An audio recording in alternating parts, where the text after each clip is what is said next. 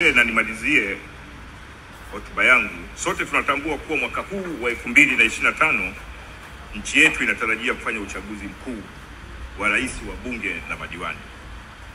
Katika maandalizi ya uchaguzi mkuu huo, Jeshi la Polisi limejipanga vyema katika kuhakikisha kuwa uchaguzi huu unafanyika kwa amani na utulivu kabla, wakati na baada ya uchaguzi huo.